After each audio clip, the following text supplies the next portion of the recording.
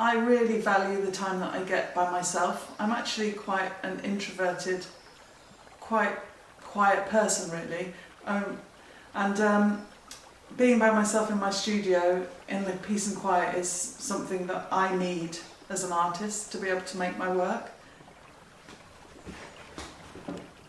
I'm Helen Booth and I'm a contemporary British abstract painter.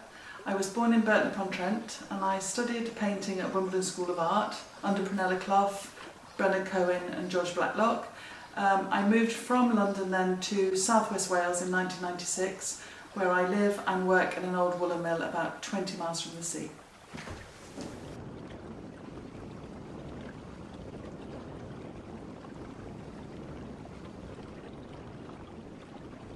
I think I really discovered art and decided that I wanted to be an artist when I was 17.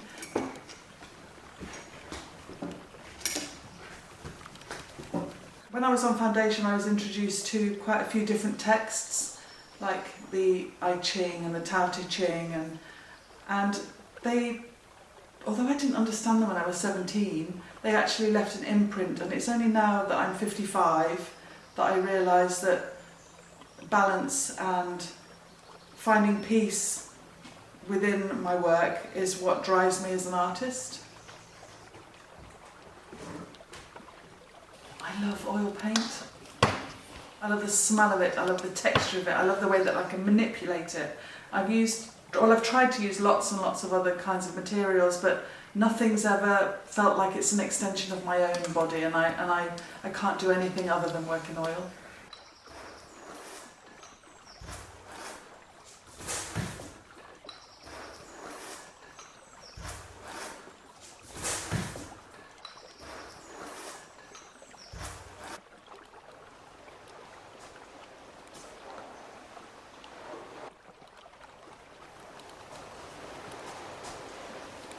I've got a really big painting frame outside in the garden and I really love to work outside. I like the scale that nature gives me, and it's also really important for the work.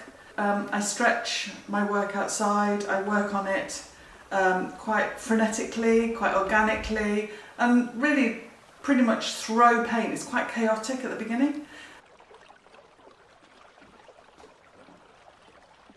And then when I feel that I've reached a certain point within the works, I then have to obviously bring them indoors to leave them 2 or 3 months just to settle. And when I'm pleased with what they look like, I then take them into my studio space and start balancing the chaotic marks with the very sensitive, tiny brush marks that you find often on the surface of my paintings.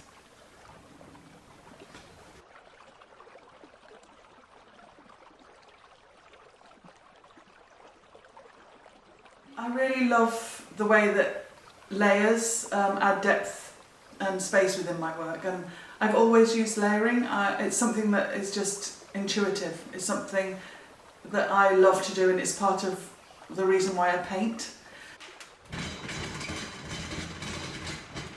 I work on paper a lot in my studio to get my ideas down, and I absolutely love working on my printing presses because I can create images quite quickly, and I can work on the top of these sort of original prints to work out compositions and think about areas that I can push my larger scale works into.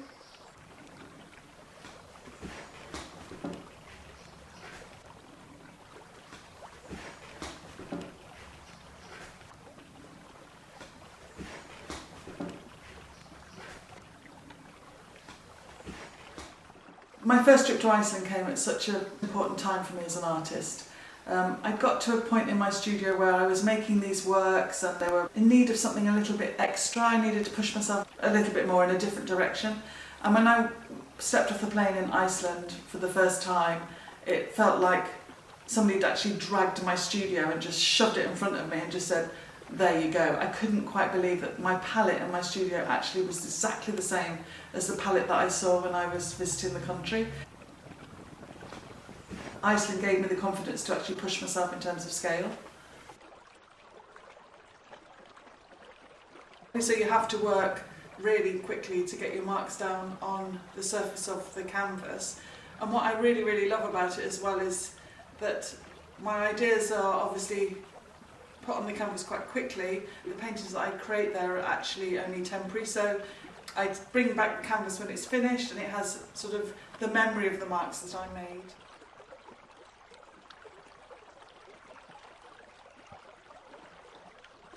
When I went to Iceland for the first time, we travelled to Skogafoss, and the waterfall itself had actually frozen as it came over the cliff edge, and it was literally just this static sort of wall of ice. And then when I went back to Iceland a couple of years later, the same waterfall was so aggressive and powerful and, you know, in your face really. It just became a really important part of being in Iceland.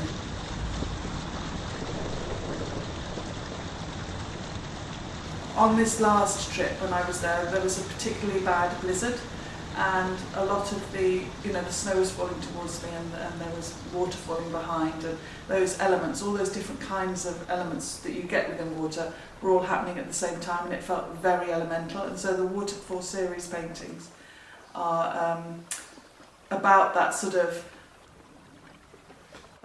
definition of life, really.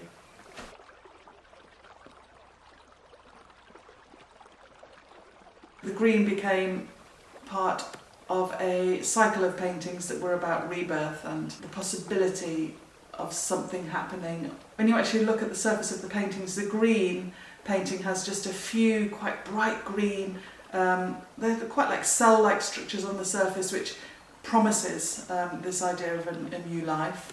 And then the yellow, you have a huge yellow disc which could actually be quite symbolic of the sun. And then the pink, when the sun hits the horizon, it sort of shocks the landscape with this bright pink light. And I just felt that if a day was a year or a season, then the end of the day would be autumn, which is why I chose pink for that particular piece. And then the blue, all of the cell-like structures are quite rigid across the surface, and it's as if they're in stasis, it's as if they've frozen and they're solid, and it's, although the cells are there or the sort of smaller marks are there on the surface, they are static, but there is a promise that they could become something else. And then we go back to the green again. It becomes this whole cyclical way of sort of trying to get my ideas over about the cycle of life and how we're part of something that is much bigger than ourselves, and we are just one tiny little element which could be seen to be one of the tiny little dots across the surface of my works.